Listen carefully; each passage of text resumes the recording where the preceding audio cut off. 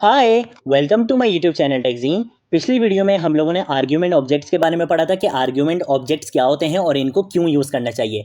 Argument objects हमारे पास एक array like object होता है जो क्या स्टोर करता है अपने अंदर, जो वैल्यूज हम फंक्शन को कॉल कराते टाइम पास करवा रहे होते हैं ना, जो एक्चुअल वैल्यूज होती है, जो हमारे आर्ग्यूमेंट्स होते हैं, ये उन आर्ग्यूमेंट्स को अपने अंदर स्टोर करता है। अब ये बनता क्या भाई, जैसे ही हम अपना फंक्शन कॉल कराते हैं एक हमारा एरे लाइक ऑब्जेक्ट बना दिया जाता है। किस नाम से? आर्ग्यूमेंट्स के नाम से। और ये अपने अंदर उन वैल्यूज को स्टोर करता है जो आर्ग्यूमेंट्स आप यहाँ पर पास करवा रहे होते हो। अब इसकी जरूरत क्यों पड़ती है? मान लो कि मैंने एक एडिशन का फंक्शन बनाया और मैंने बोला कि भाई ये दो आर्ग्यूमेंट्स लेगा, दो वैल्यूज लेगा और उनको ऐड कराएगा। तो वो जो फंक्शन है वो सिर्फ दो आर्ग्यूमेंट्स ले सकता है। अगर यूजर को तीन नंबर्स का सम निकालना है तो वो क्या करेगा? तीन नंबर्स के लिए हमें अलग फंक्शन बनाना पड़ेगा, चार नंबर्स के लिए हमें क्या अलग फंक्शन बनाना पड़ेगा? नहीं, ऐसा नहीं होता। हम फंक्शन एक ही बनाते हैं और उसमें हम कॉन्सेप्ट यूज करते हैं आर्ग्यूमेंट ऑब्जेक्ट्स का। अब ये मैंने कैसे किया था? मैंने एक फंक्शन बनाया था ऐड का और उसमें मैंने कोई भी यहाँ पर पैरामीटर्स नहीं बोले थे। हमने ये नहीं बोला था कि भाई एक वैल्यू आने वाली है, दो वैल्यू, कुछ भी नहीं। मैंने अंदर यूज करा था आर्ग्यूमेंट्स का कॉन्सेप्ट और मैंने बोला था कि भाई सबसे पहले चेक करो कि जो मेरा आर्ग्यूमेंट्स वाला जो एरे है उसकी लेंथ अगर जीरो के बराबर है। जीरो के बराबर का मतलब अभी कोई भी आर्ग्यूमेंट नहीं आया, मतलब मैंने सिर्फ अपने फंक्शन को कुछ इस तरीके से कॉल करवाया, कोई भी वैल्यू पास नहीं करवाई। तो जब कोई भी वैल्यू पास नहीं करवाई तो वो किसी चीज का सम ही नहीं कर सकता। तो मैं उसको एक मैसेज दिखा सकता हूं कि अगर मेरे एरे की लेंथ जीरो है, मतलब कोई भी एलिमेंट नहीं है मेरे एरे में, तो उसको एक मैसेज दिखा दो कि भाई तुम्हारा सम अभी जीरो के बराबर है क्योंकि तुमने कोई भी आर्ग्यूमेंट नहीं दिया, तुमने मुझे कोई भी वैल्यू नहीं दी, तो मैं सम कैसे कराऊंगा, है ना। सिंपल ये कॉन्सेप्ट है। फिर जैसे ही आपके एरे की लेंथ जीरो से बढ़ जाए, मतलब कोई ना कोई एलिमेंट अब आ चुका है, तो क्या करो? तो तुम ये करो कि एक वेरिएबल बनाओ सम का, जिसको इनिशियलाइज कर दो जीरो से। फिर उसके बाद आपने फॉर लूप का कॉन्सेप्ट लगाया था। फॉर लूप क्या करेगा कि आपने एक वेरिएबल लिया आई को और उसको इनिशियलाइज करा दिया जीरो से। अब इस आई के वेरिएबल को हम एज अ इंडेक्स यूज करने वाले हैं। एरे में हमने इंडेक्सिंग का कॉन्सेप्ट भी पढ़ा था कि जो भी आपके एलिमेंट्स आते हैं उनको एक इंडेक्स वैल्यू दे दी जाती है। इंडेक्सिंग हमेशा जीरो से स्टार्ट होती है और कहां तक जाती है? आपके लेंथ माइनस वन तक। लेंथ माइनस वन तक क्यों जाती है? क्योंकि लेंथ हमेशा वन से स्टार्ट होती है और इंडेक्सिंग हमेशा जीरो से स्टार्ट होती है। मान लो कि मेरे एरे की लेंथ है फाइव, फाइव एलिमेंट्स हैं, तो जो आखिरी वाला एलिमेंट होगा उसकी इंडेक्स वैल्यू क्या होगी? फोर होगी। पहले वाले एलिमेंट की इंडेक्स वैल्यू होगी जीरो, दूसरे की वन, तीसरे की टू, चौथे की थ्री और पांचवे की फोर। तो इंडेक्सिंग जीरो से स्टार्ट होती है और लेंथ माइनस वन तक जाती है। तो मैं क्या बोलूंगा कि भाई जीरो से स्टार्ट करो तुम और कहां तक जाओ? लेस देन आपके आर्ग्यूमेंट की लेंथ तक। कि अगर आर्ग्यूमेंट की लेंथ आपकी फाइव है तो आई की वैल्यू को तुमने कहां तक चलाना है? फोर तक चलाना है और आई की वैल्यू को इंक्रीमेंट कराना है। उसके बाद मैंने बोला कि तुमने सम में क्या ऐड करवाना है? जो आर्ग्यूमेंट वाला जो एरे है तुम्हारा, उसके इंडेक्स वैल्यू पे जो भी एलिमेंट आया उसको तुमने किसको ऐड कराना है? सम में ऐड कराना है। अब ये कैसे काम करेगा? ये पहले चेक करेगा जीरो। और फॉर एग्जाम्पल कि मैं यहां पर ये वाला फंक्शन पास करा रहा हूं, ठीक है, जिसमें मैंने कितने एलिमेंट दिए हैं? तीन एलिमेंट दिए हैं, ठीक है। मैं इसको पास कराने वाला हूं। अब तीन एलिमेंट है, मतलब एरे की लेंथ क्या हो गई? तीन हो गई। तो अब ये यहां पर आएगा, ये बोलेगा भाई आई की वैल्यू जीरो है, जीरो लेस देन थ्री। हाँ भाई, कंडीशन ट्रू है। ये यहां पर आएगा, ये बोलेगा आर्ग्यूमेंट वाले एरे में जाओ और जीरो इंडेक्स पर कौन सी वैल्यू है? जीरो इंडेक्स पर है ये थ्री। तो ये क्या करेगा? इस थ्री को ऐड करा देगा सम में, ठीक है। सम में अब वैल्यू क्या आ चुकी है? थ्री आ चुकी है। अब ये आई की वैल्यू को इंक्रीमेंट करेगा। आई की वैल्यू जीरो से क्या हो गई? वन हो गई। अब ये चेक करेगा one less than three, condition true है। ये यहां पर आएगा, ये बोलेगा कि भाई आर्ग्यूमेंट वाले एरे में जाओ और वन इंडेक्स पर जो वैल्यू है उसको सम में ऐड करा दो। अब वन इंडेक्स पर कौन सी वैल्यू है? फोर है और सम में पहले क्या वैल्यू आ चुकी है? थ्री आ चुकी है। तो थ्री प्लस फोर सेवन हो जाएगी। सम में अब क्या आ चुका है? सेवन आ चुका है। अब ये दोबारा आई की वैल्यू को इंक्रीमेंट कराएगा। आई की वैल्यू हो चुकी है two, two less than three. हाँ भाई, कंडीशन टू है। अब ये आएगा, ये बोलेगा आर्ग्यूमेंट वाले एरे में जाओ और जो टू इंडेक्स पर वैल्यू है उसको सम में ऐड करा दो। तो टू इंडेक्स पर कौन सी वैल्यू है? फाइव। तो सेवन में फाइव ऐड होगा तो क्या आंसर आ जाएगा? ट्वेल्व। अब ये आई की वैल्यू को थ्री कर देगा। थ्री लेस देन थ्री, यहां पर कंडीशन फॉल्स हो गई, ये लूप से बाहर आएगा और सम में हमारी क्या वैल्यू है? ट्वेल्व है। तो ये यहाँ पर ट्वेल्व हमें प्रिंट करवा के दिखा देगा। तो इस तरीके का कुछ कॉन्सेप्ट था हमारा एरे लाइक ऑब्जेक्ट का, जिसका क्या नाम होता है? और आर्ग्यूमेंट्स होता है, जिसमें हमें ये जरूरत नहीं पड़ती कि हम पैरामीटर्स बताएं कि भाई कितने, ये हम यूजर पर छोड़ देंगे। वो अगर कोई भी पैरामीटर नहीं देगा तो आर्ग्यूमेंट की लेंथ जीरो रहेगी। वो अगर जैसे जैसे वो एलिमेंट्स देना शुरू करेगा वो एक आर्ग्यूमेंट्स वाले एरे लाइक ऑब्जेक्ट में जाकर स्टोर होना शुरू हो जाएंगे, ठीक है। तो हम कुछ इस तरीके से ये काम कर सकते हैं। ये मैंने बहुत डिटेल में पिछली वीडियो में बता दिया था, आप उस वीडियो को चेक जरूर करना, बहुत इंपॉर्टेंट कॉन्सेप्ट है ये। उसके बाद हमने एक छोटा सा कॉन्सेप्ट पढ़ा था कि हम अपने फंक्शन को किसी वेरिएबल में भी स्टोर करवा सकते हैं। मतलब मैंने अपना एक जो फंक्शन बनाया था ऐड का, मैंने एक वेरिएबल बनाया एडिशन का, उसके अंदर मैंने अपने फंक्शन को स्टोर करा दिया और अब इस वेरिएबल को मैं एज अ फंक्शन भी यहाँ पर यूज कर सकता हूँ, ठीक है। तो आप ये काम भी कर सकते हो कि आप अपने फंक्शन को असाइन करवा सकते हो कि वेरिएबल में, और उस वेरिएबल को एज अ फंक्शन भी आप यूज कर सकते हो। ये काम भी आप कर सकते हो, ठीक है। तो ये सारी चीजें हमने पिछली वीडियो में अच्छे से कवर कर ली थी। आज की वीडियो का जो हमारा टॉपिक है वो बहुत जबरदस्त टॉपिक है और वो है रिटर्न का, और ये भी हमारे पास फंक्शंस में ही आता है टॉपिक। तो मैंने एक काम ये कर लिया है कि मैं इस फाइल को यहाँ पे क्लोज कर देता हूँ और मैंने एक HTML की फाइल बनाई है रिटर्न, और ब्रैकेट में मैंने लिख दिया फंक्शंस, ताकि आपको पता चल जाए कि ये भी फंक्शंस का ही टॉपिक है। और एक JS फोल्डर के अंदर एक फाइल बना ली है रिटर्न फंक्शंस डॉट JS के नाम से, उसको मैंने यहाँ लिंक करवा दिया है और एक H1 का टैग लगा दिया है सिंपल। अगर मैं आपको इसका भी यहाँ चल के आउटपुट दिखाऊं तो देखो मेरे पास ये H1 का टैग आ रहा है और इसके अलावा कोई चीज़ नहीं आ रही क्योंकि कोई चीज़ मैंने करी भी नहीं है। अब हम चलते हैं यहाँ पर रिटर्न का कॉन्सेप्ट समझते हैं। मान लो कि मैं एक यहाँ पर आता हूँ, एक फंक्शन बनाता हूँ सबसे पहले तो, ठीक है। फंक्शन का कीवर्ड लिखूंगा और मैं एक फंक्शन बना लेता हूँ फुल नेम के नाम से, एक फंक्शन बना लेता हूँ, ठीक है। ये क्या करेगा, ये दो जो है वो आपके पास पैरामीटर्स लेगा। दो पैरामीटर्स का मतलब आप इससे जो है वो दो नाम लोगे, एक फर्स्ट नेम और एक लास्ट नेम। फिर क्या करेगा, ये दोनों को जोड़कर आपको दिखा देगा। तो मैं बोलूंगा कि भाई तुम्हारे पास दो वैल्यूज आने वाली हैं, दो नाम आने वाले हैं, तुमने क्या करना है, तुम उनको सिंपल ऐड करा देना, ठीक है। अभी सिंपल हम इसको यहीं तक रखते हैं। अब जब मैंने आपको फंक्शंस का कॉन्सेप्ट बताया था तब मैंने आपको एग्जांपल दी थी कि फंक्शन का कॉन्सेप्ट आप ऐसे समझ लो कि आपने एक काम करवाना है, आपने एक बंदे को खरीदा, अब आपको वो काम खुद करने की जरूरत नहीं है, आप उस बंदे को कॉल करोगे, वो बंदा आपका काम कर देगा। ये तो हो गया फंक्शन। अब ये रिटर्न का कॉन्सेप्ट कहाँ आता है।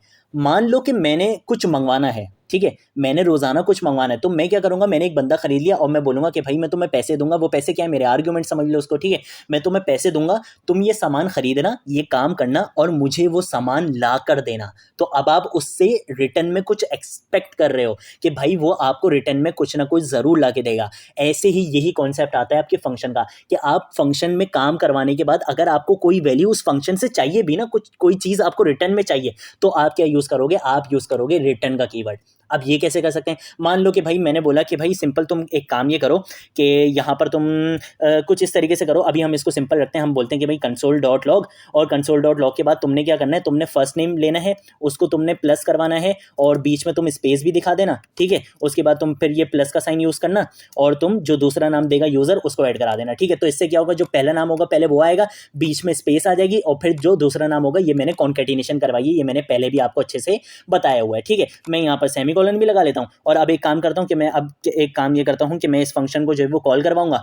तो इस फंक्शन को कुछ मैं इस तरीके से कॉल करवा लेता हूँ कि मैं यहाँ पर लिखूंगा फुल नेम, ठीक है। फुल नेम का मैं यहाँ पर फंक्शन लिख लूंगा और फुल नेम के फंक्शन में मैंने जो है वो नेम्स जो है वो पास करवाने हैं। तो पहला नाम मैं दे दूंगा फरजीन, ठीक है। और इसको मैं क्या करूंगा, अब मैं इसको दूसरा नाम दूंगा यहाँ पर। तो दूसरा नाम देने के लिए मैं काम ये करूंगा कि मैं यहाँ पर आऊंगा और यहाँ पर आकर मैं कॉमा लगाऊंगा, कॉमा के बाद मैं यहाँ पर लिख लूंगा अली। कंट्रोल से सेव करते हैं और जरा चलकर देखते हैं कि क्या जो मैंने चीज़ आपको बोली है क्या वो चीज़ हुई है। अब होगा क्या, ये जैसे ही फंक्शन कॉल हुआ, हमने अपने फंक्शन को पहले ही बोल दिया था कि भाई तुम्हारे पास दो वैल्यूज आएंगी। हमने यहाँ पर दो आर्ग्यूमेंट्स यहाँ पर पास भी करवा दिए, ठीक है। ये पैरामीटर्स हैं और ये आर्ग्यूमेंट्स हैं। आर्ग्यूमेंट्स एक्चुअल वैल्यूज होती हैं, ये पैरामीटर्स हैं आपके। मैंने दो वैल्यूज पास करवा दी। अब ये क्या करेगा, पहली वैल्यू को ये ए ले लेगा, फरजीन को इसने पहले फरजीन प्रिंट करवाएगा, फिर ये प्लस, फिर बीच में ये स्पेस डालेगा और फिर बी क्या है, अली। तो ये फरजीन स्पेस अली मुझे जो है वो कंसोल डॉट लॉग में करा के दिखा देगा। तो मैं अगर यहाँ पर आकर दिखाऊं तो देखो मेरे पास फरजीन अली आ चुका है, सिंपल ये चीज़ आ चुकी है, ठीक है भाई, कोई बड़ी बात नहीं है यार, ये चीज़ें हम पहले भी कर चुके हैं।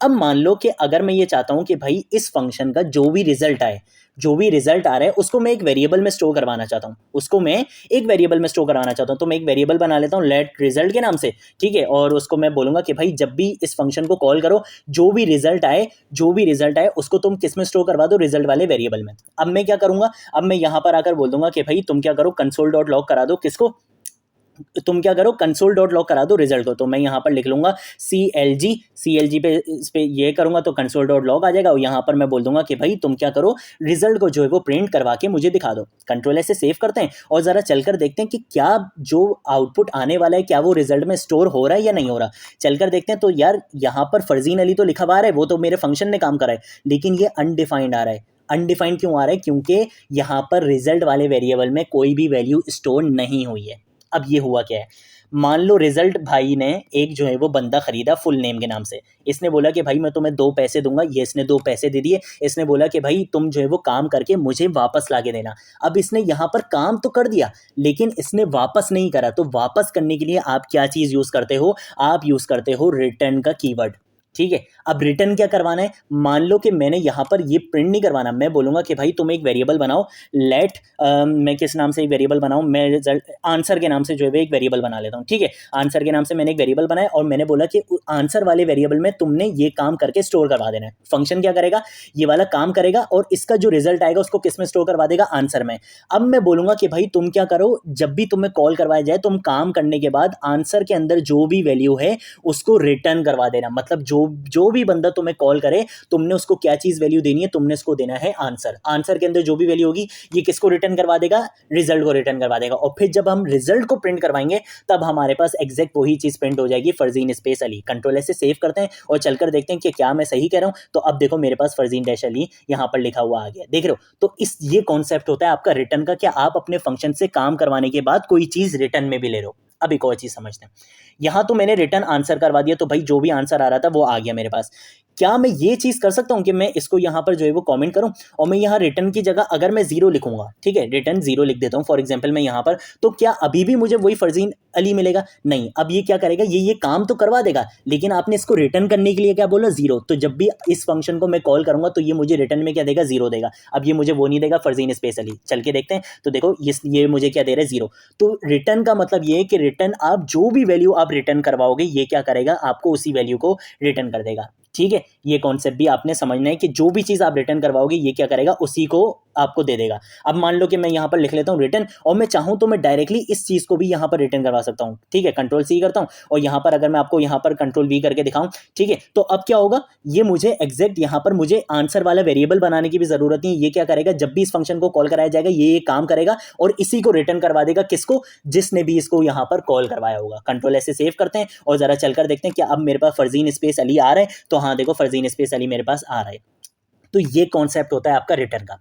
अब क्या आप मल्टीपल रिटर्न जो है वो यूज़ कर सकते हो? अगर मैं यहाँ पर रिटर्न जीरो भी कर लूँ, ठीक है, मैं बोलूँ कि भाई मुझे रिटर्न जीरो भी करवा दो और मुझे ये चीज़ भी रिटर्न करवाओ, तो क्या होगा, आप कभी भी multiple return at a time use नहीं कर सकते। आप कंडीशंस में रिटर्न लगा सकते हो। अब कंडीशन में कैसे लगाएंगे ये भी अभी हम देखते हैं, लेकिन रिटर्न का मतलब ये होता है कि जहाँ आपके फंक्शन को पहला रिटर्न मिल गया ये उसके बाद वाला काम नहीं करेगा। देखो VS कोड ने इसका कलर भी थोड़ा सा लाइट कर दिया है, इसने बोल दिया कि भाई ये वाला काम नहीं होने वाला। अगर कंट्रोल ऐसे सेव करूँ तो देखो जैसे ये फंक्शन कॉल होगा, ये फंक्शन कॉल होगा, इसको मिल जाएगा रिटर्न जीरो। रिटर्न जीरो का मतलब अब कोई भी काम नहीं करना तुमने, तुम क्या रिटर्न करवा दो, जीरो रिटर्न करवा दो। ये आगे की लाइंस को पढ़ेगा ही नहीं, ठीक है, ये आगे वाला काम ही नहीं करेगा। रिटर्न जीरो करवाऊंगा तो देखो ये यहां पर मुझे अब क्या दे रहा है, रिटर्न जीरो दे रहा है। ठीक है, तो मल्टीपल रिटर्न का मतलब ये है कि अगर आपने मल्टीपल रिटर्न यूज कर लिए तो क्या होगा, जो पहला वाला इसको रिटर्न मिलेगा ये वहीं से ही अपना फंक्शन खत्म कर देगा, आगे का काम ये नहीं करके देगा आपको। ये रिटर्न क्या करवाएगा, जो आपने रिटर्न इसको पहले दिया होगा। जीरो करवा दो, यहाँ पर कोई स्टेटमेंट प्रिंट करवा दो, कुछ भी करवा सकते हो आप यहाँ पर।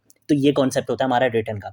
अब हम एक काम ये करते हैं, अब हम समझते हैं एक ज़बरदस्त प्रोग्राम को, जिससे आपका ये रिटर्न का कॉन्सेप्ट बहुत ज़बरदस्त क्लियर हो जाएगा और फंक्शंस का कॉन्सेप्ट भी आपका बहुत ज़बरदस्त क्लियर हो जाएगा। मैं आता हूँ यहाँ पर और मैं एक फंक्शन बनाऊंगा। मैं यहाँ पर आता हूँ, फंक्शन का कीवर्ड यूज़ करूँगा और फंक्शन का कीवर्ड यूज़ करने के बाद मैं एक फंक्शन बनाता हूँ चेक नंबर के नाम से। मैं जो है वो एक फंक्शन बना लेता हूँ, ठीक है, और मैं इसमें एक ही जो है वो आर्ग्यूमेंट लूँगा। ठीक है, मैं बोलूँगा कि भाई तुम्हारे पास सिर्फ एक वैल्यू आएगी, तुमने काम क्या करना है, तुमने ये चेक करना है कि क्या तुम्हारे पास जो नंबर आया है, जो नंबर आया है अगर वो जीरो से बड़ा है, अगर वो नंबर जो भी तुम्हें पास करवाया गया आर्ग्यूमेंट वैल्यू तुम्हें दी गई है अगर वो जीरो से बड़ा है तो तुम क्या रिटर्न करवा दो, तुम रिटर्न करवा दो यहाँ पर पॉजिटिव। ठीक है, सिंपल बात है ना भाई, अगर कोई भी नंबर जीरो से बड़ा है तो वो क्या होगा, पॉजिटिव नंबर होगा। फिर मैं लगाऊंगा एल्स इफ की कंडीशन कि भाई अब तुम अभी डायरेक्ट एल्स पर नहीं चले जाना, एक और कंडीशन भी चेक करो। अगर तुम्हारा नंबर जीरो से छोटा है, अगर तुम्हारा नंबर जीरो से छोटा है तो तुम क्या रिटर्न करवा दो, भाई जीरो से छोटा है तो इसका मतलब है कि वो नंबर क्या होगा, नेगेटिव होगा। सिंपल बात। अब उसके बाद मैं लगा दूंगा एल्स कि भाई अगर जीरो से बड़ा भी नहीं है, जीरो से छोटा भी नहीं है, तो एल्स में आखिरी कंडीशन क्या बचेगी कि वो क्या होगा, वो होगा आपका जीरो। वो नंबर क्या होगा, जीरो। अगर भाई कोई नंबर जीरो से बड़ा भी नहीं है, जीरो से छोटा भी नहीं है, तो आखिरी कंडीशन क्या है कि वो जीरो के बराबर है। सिंपल, ये चीज़ मैंने बता दी। ये मैंने 3 रिटर्न यूज़ कर लिए और अब देखो, अब VS कोड इसका कलर लाइट नहीं कर रहा। क्यों? क्योंकि ये तीनों रिटर्न लगाए हुए तो हैं, मैंने मल्टीपल रिटर्न यूज़ करे हुए, लेकिन ये कंडीशन में है, या तो ये वाला रिटर्न आएगा, या तो ये वाले रिटर्न वाला काम होगा, या ये वाले रिटर्न का काम होगा, क्योंकि मैंने इन पर कंडीशंस लगा दी हैं। ठीक है, तीनों रिटर्न नहीं एग्जीक्यूट होंगे, या तो ये वाला रिटर्न होगा कंडीशन के मुताबिक, या तो ये वाला रिटर्न होगा, या ये वाला रिटर्न होगा। अब मैं कैसे काम करूंगा, मैं यहाँ पर आता हूँ और मैं एक जो है वो वेरिएबल बना लेता हूँ, फॉर एग्जाम्पल लेट रिजल्ट के नाम से जो है वो मैं एक वेरिएबल बना लेता हूँ और इसमें मैं इस फंक्शन को जो है वो यूज़ करने वाला हूँ। मैं बोलूँगा कि भाई चेक नंबर वाला फंक्शन आप यूज़ करो, यहाँ पर मैं वैल्यू पास करवाऊंगा। ठीक है, और मैं बोलूंगा कि भाई जैसे ही तुम्हें एग्जीक्यूट किया जाए तुम क्या रिटर्न करवाओगे, जो भी रिटर्न करवाओगे तुम किस में रिटर्न करवाओगे, रिजल्ट वाले वेरिएबल में स्टोर हो जाएगा और रिजल्ट वाले वेरिएबल को मैं यहाँ क्या करूंगा, प्रिंट भी करवा दूंगा। ठीक है, अब मैंने क्या करना है, अब मान लो कि मैं कोई नंबर पास करवाता हूँ, मैं यहाँ पर दे देता हूँ फॉर एग्जाम्पल, मैं यहाँ पर दे देता हूँ -2 दे देता हूँ।